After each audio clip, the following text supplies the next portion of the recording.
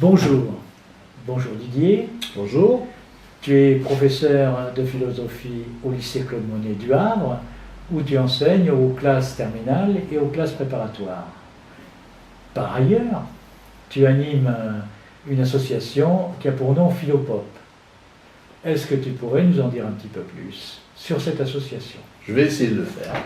Philopop donc, est une association populaire, c'est l'association populaire de philosophie du Havre. Elle a été créée en 2007, donc ça fait notre 10e année d'activité. C'est une association ouverte à tout public. On peut trouver d'ailleurs sur le site internet toutes les informations nécessaires, le programme, le calendrier, le barème des cotisations. Chaque année, Philopop traite un thème et une œuvre en alternance, à raison à peu près de 2 séances par mois en moyenne.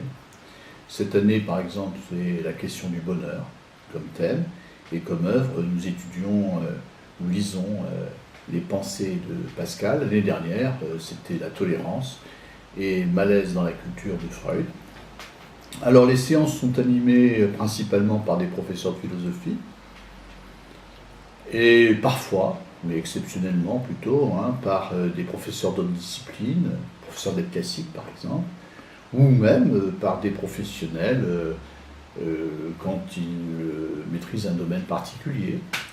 Alors, il faut savoir encore que 2 jours avant chaque séance, par un message internet, nous envoyons le plan de la séance, et ce plan est distribué au début de chaque séance.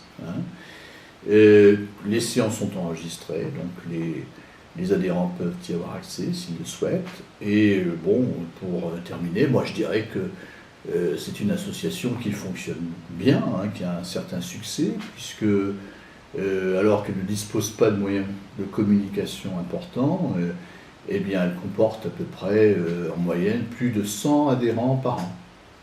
Donc voilà ce que je pourrais dire pour présenter l'association. Très bien. Est-ce que tu pourrais, par ailleurs, nous donner quelques précisions sur Philopop et l'intérêt que peut proposer Philopop pour chaque adhérent, pour les adhérents? Alors là, il s'agit de permettre à tous ceux, bien sûr, qui le souhaitent, quelle que soit d'ailleurs leur situation, quel que soit leur niveau d'études, d'accéder au questionnement philosophique. Et aussi à la lecture de quelques grandes œuvres philosophiques.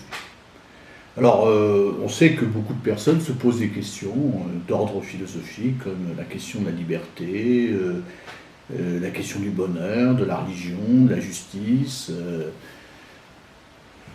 du droit, et enfin, je peux encore en énumérer plein d'autres, mais elles se sentent souvent seules et assez démunies face à ces questions, et même si bien sûr elles peuvent lire de chacune de leur côté un certain nombre de choses,